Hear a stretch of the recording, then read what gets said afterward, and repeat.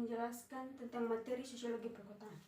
Sosiologi perkotaan adalah sosiologi yang mempelajari tentang gejala sosial akibat adanya interaksi sosial di dalam kawasan perkotaan. Objek kajian utama dalam sosiologi perkotaan adalah interaksi yang terjadi pada masyarakat perkotaan sebagai hasil dari pengaruh lingkungan kota.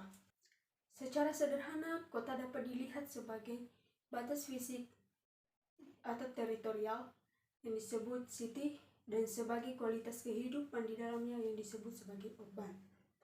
Berdasarkan perbedaan di atas, maka jelas bahwa sosiologi perkotaan lebih mengarah pada sosiologi tentang urban ketimbang tentang city.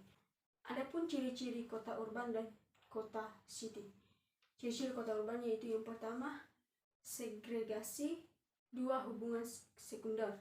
Dan ciri-ciri kota city yaitu yang pertama size, density, dan heterogeny. Adapun ciri-ciri masyarakat kota yaitu sebagai berikut. Pertama, heterogenitas sosial. Kedua, hubungan sekunder. Ketiga, toleransi sosial. Keempat, kontrol atau pengawasan sekunder. Kelima, mobilitas sosial.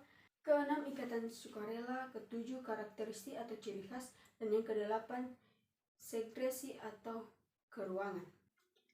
Dan sekarang kita akan masuk pada pembahasan tentang sosiologi ekonomi kreatif.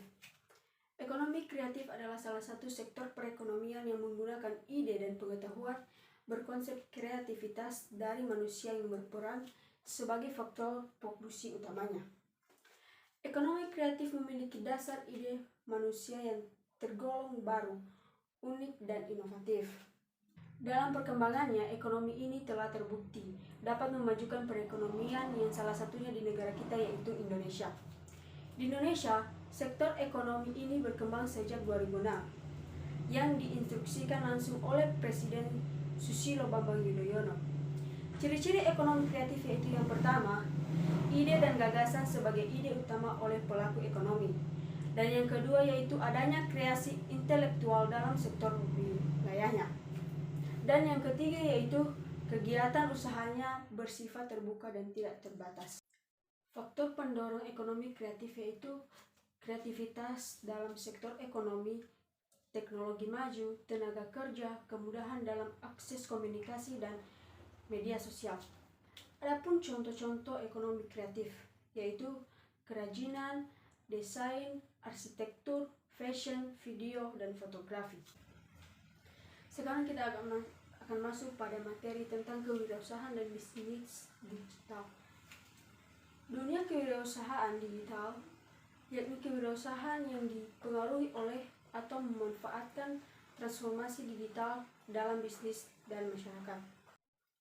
Ada beberapa hal yang membuat kendala-kendala berwirausaha dapat diminimalisir dalam era digital ini, yakni dengan membuat upaya kewirausahaan menjadi lebih cepat, lebih terjangkau, lebih mudah, bahkan menciptakan banyak kesempatan kolaborasi sehingga dapat membuat suatu usaha menjadi lebih efektif.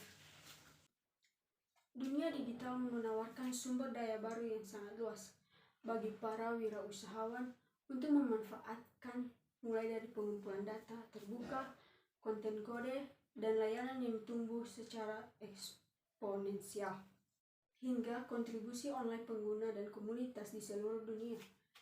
Dunia digital juga menyediakan cara baru untuk menggabungkan sumber daya ini. Misalnya, bisnis kecil dapat memanfaatkan jaringan periklanan besar. Promosi bisnis ini dapat menarik pelanggan baru dan membuat mereka melakukan kontak dengan suatu institusi bisnis, mengunduh informasi, memberikan kupon, dan penawaran spesial.